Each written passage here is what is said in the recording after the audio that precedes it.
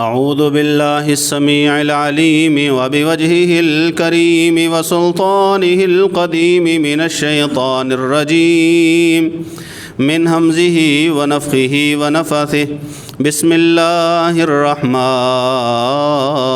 الرحیم کنتم خیر امۃ اخرجت للناس تأمرون بالمعروف وتنہون عن المنکر وتؤمنون باللہ ولو آمن اہل الکتاب لکان خیرا لہم منہم المؤمنون واکثرہم الفاسقون۔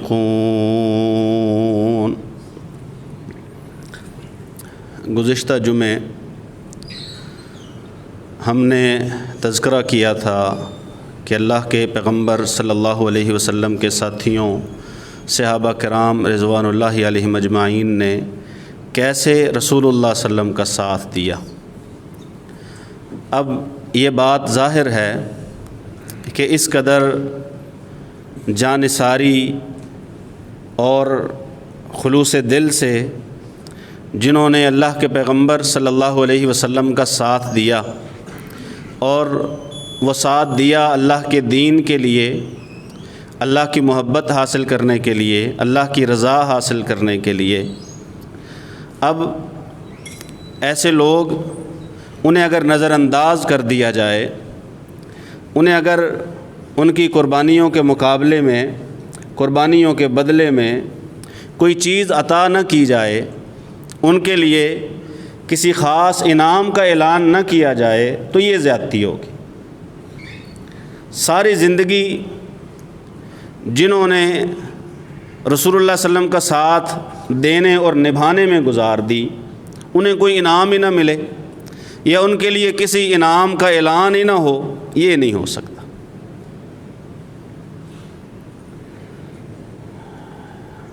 یہ ایسے لوگ تھے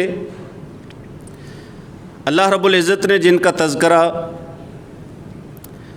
پہلی کتابوں میں بھی کیا۔ ہمارے پیغمبر صلی اللہ علیہ وسلم کا تذکرہ پہلی کتابوں میں موجود ہے، تورات میں، انجیل میں۔ قرآن کہتا ہے یہودی اور عیسائی اپنی اگر کتابوں کو پڑھیں اور مانیں تو وہ اللہ کے رسول کو ایسے پہچانتے ہیں جیسے کوئی بندہ اپنی اولاد کو پہچانتا ہے۔ تو ایسے انہیں کوئی شبہ نہیں ہوتا کہ یہ اللہ کے پیغمبر ہیں، لیکن وہ مانتے نہیں، جانتے ہیں، پہچانتے ہیں، آپس میں بیٹھ کے ایک دوسرے کے ساتھ باتیں کرتے ہیں، گواہی دیتے ہیں اس بات کی آپس میں کہ یہ اللہ کے پیغمبر ہیں، ہماری کتابوں میں لکھا ہوا ہے، مانتے نہیں۔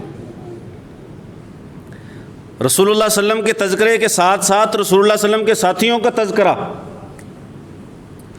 وہ پہلی کتابوں میں، تورات میں، انجیل میں، ذالک مثلہم فی التوراۃ ومثلہم فی الانجیل۔ قرآن کہتا ہے محمد صلی اللہ علیہ وسلم کے ساتھیوں کا تذکرہ اور ان کی مثالیں اور ان کے اوصاف اور ان کے اعمال، ان کے صفات، وہ اللہ رب العزت نے تورات میں بھی تذکرہ کیا ہے، انجیل میں بھی تذکرہ کیا۔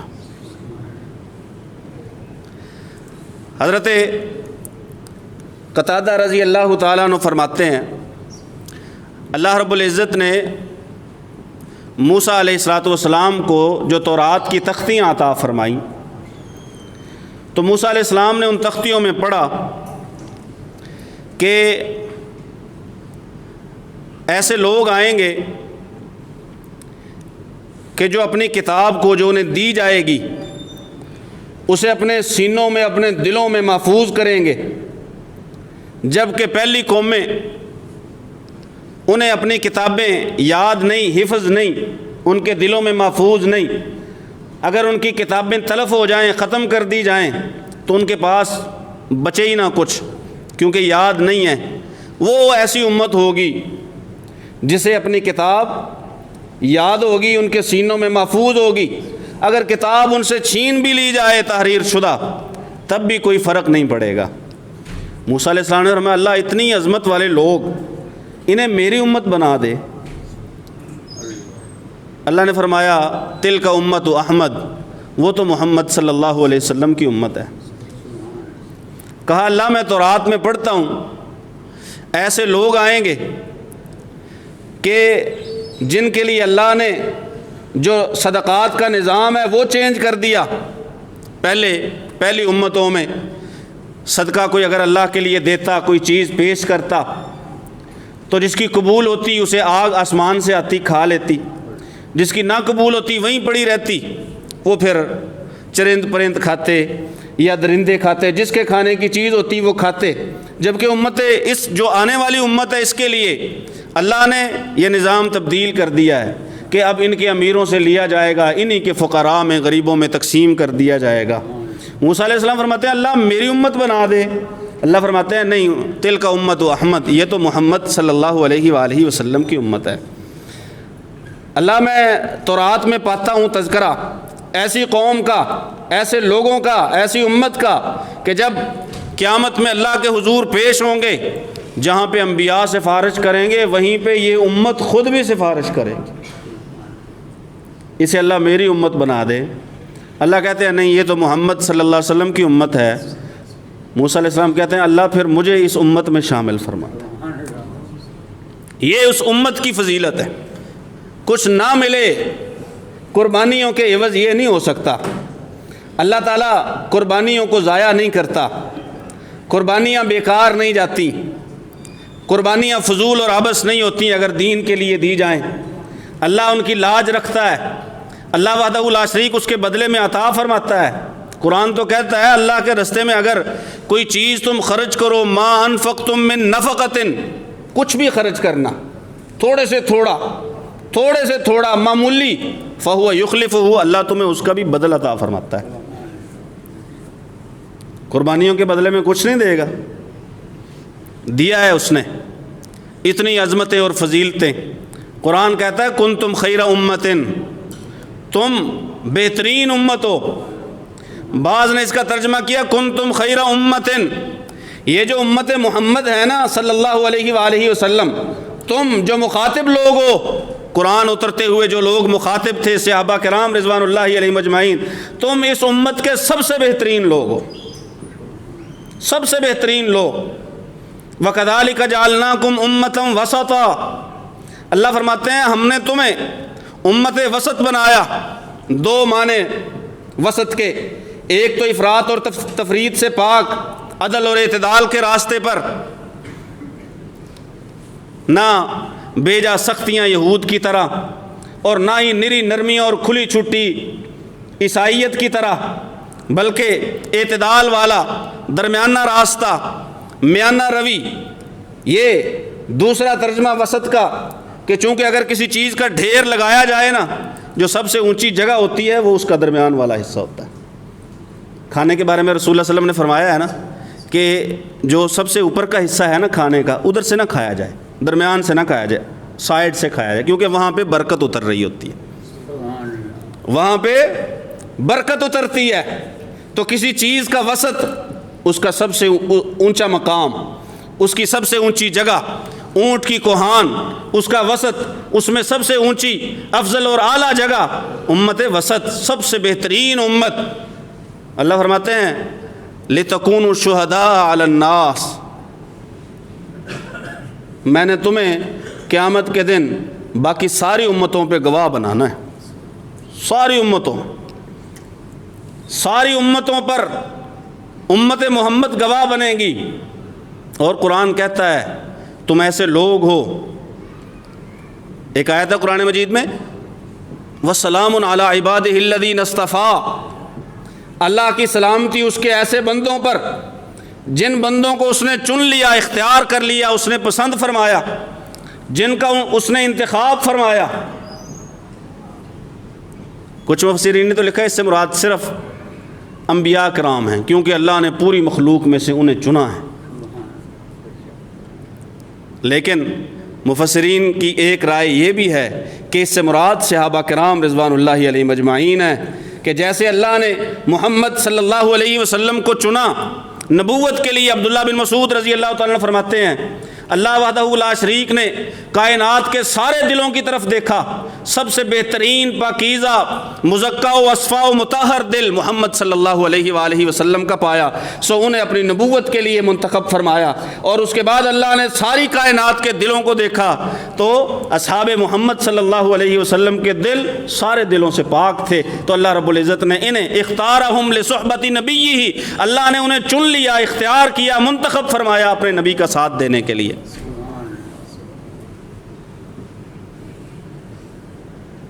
هو اجتباکم، سورہ حج میں اللہ فرماتے ہیں هو اجتباکم، اللہ نے تمہیں چنا ہے، منتخب کیا ہے۔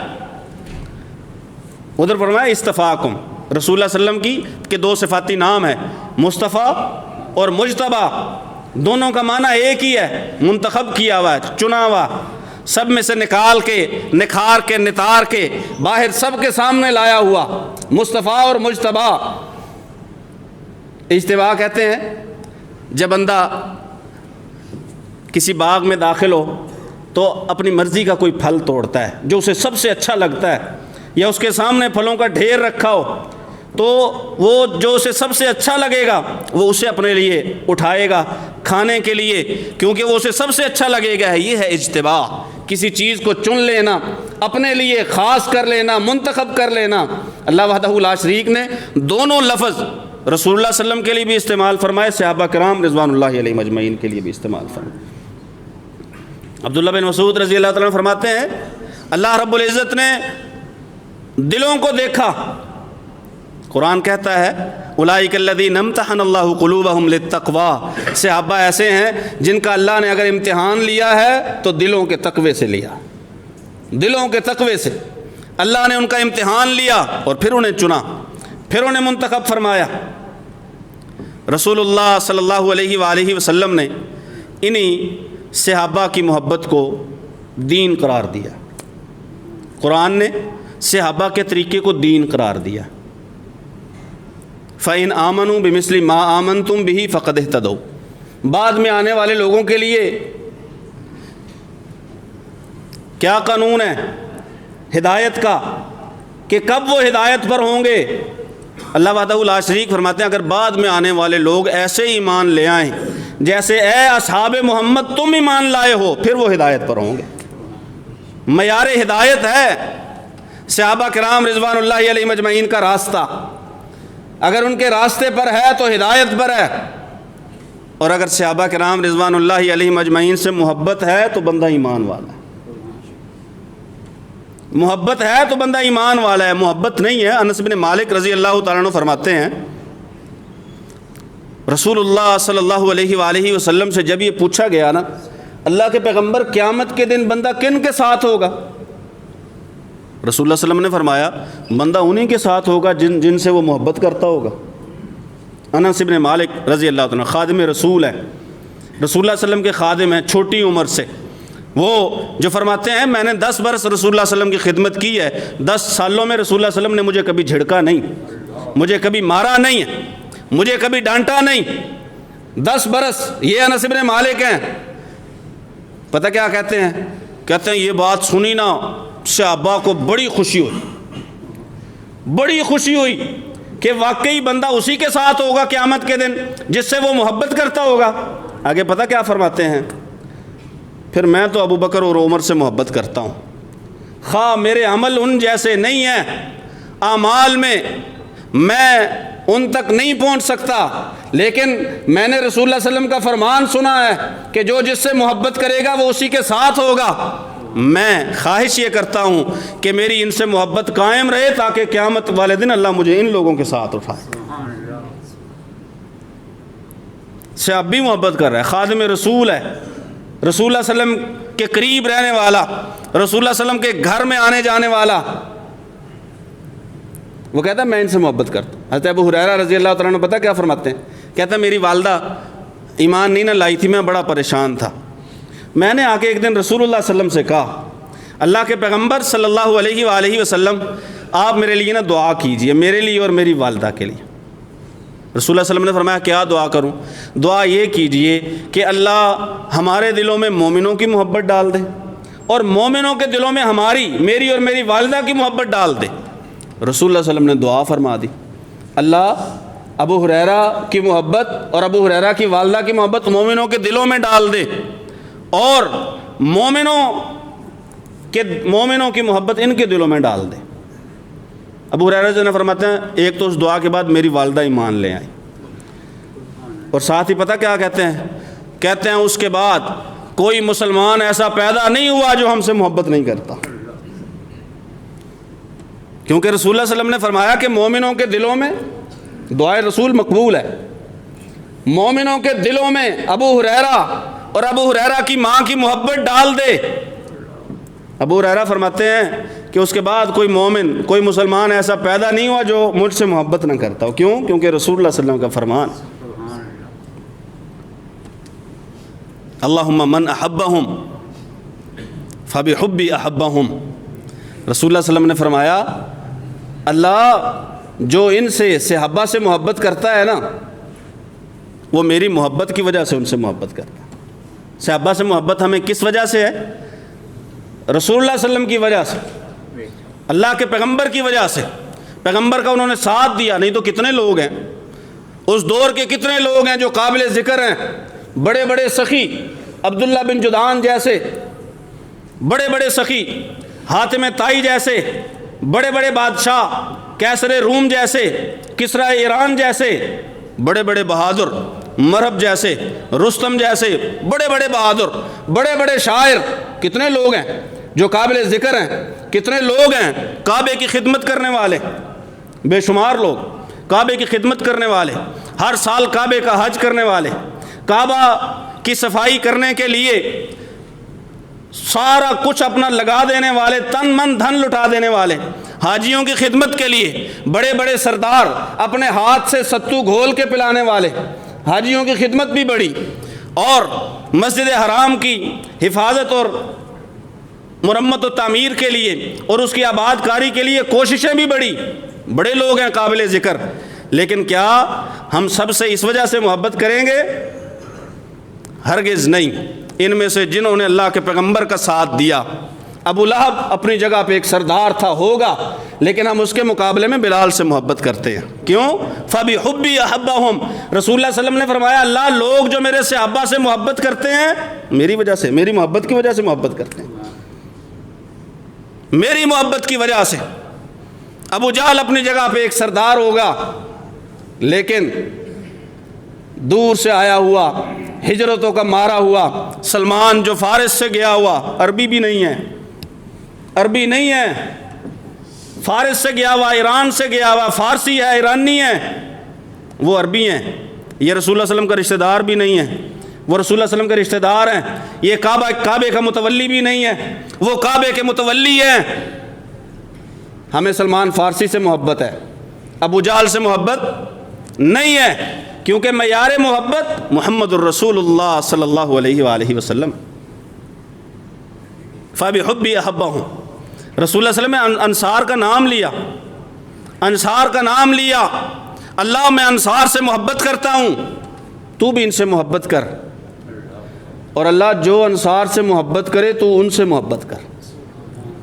انصار سے محبت میری، اللہ تو بھی انصار سے محبت کر، جو انصار سے محبت کرے اس سے بھی تو محبت کر۔ اور رسول اللہ صلی اللہ علیہ وسلم نے فرمایا انصار سے مومنوں کے علاوہ کوئی محبت نہیں کرتا، مومن انصار سے محبت کرتے ہیں، اور انصار سے بغض منافق رکھتا ہے۔ منافق انصار سے بغض، جیسے رسول اللہ صلی اللہ علیہ وسلم کا بغض کفر ہے نا، ویسے ہی صحابہ کرام رضوان اللہ علیہم اجمعین میں سے کسی ایک سے بغض کرنا وہ نفاق ہے، منافقت ہے۔ حضرت علی المرتضیٰ رضی اللہ عنہ نے اپنے بارے میں فرمایا کہ رسول اللہ صلی اللہ علیہ وسلم نے مجھے کہا علی تجھ سے محبت مومن کرے گا، اور تجھ سے جو محبت کرے گا اور تجھ سے جو بغض رکھے گا وہ منافق ہوگا۔ علی سے محبت مومن کرتا ہے، علی سے بغض منافق رکھتا ہے، انصار سے محبت مومن کرتا ہے، انصار سے بغض منافق رکھتا ہے۔ بغض رکھنا صحابہ کے ساتھ، صحابہ میں سے کسی ایک کے ساتھ بھی، وہ بندہ منافق ہے، ایمان والا نہیں۔ بہترین امت کے بہترین لوگ، کائنات کے بہترین لوگ نبیوں کے بعد وہ اللہ کے پیغمبر صلی اللہ علیہ وسلم کے لیے اللہ نے منتخب فرمایا، قرآن میں جا بجا ان کا تذکرہ فرمایا۔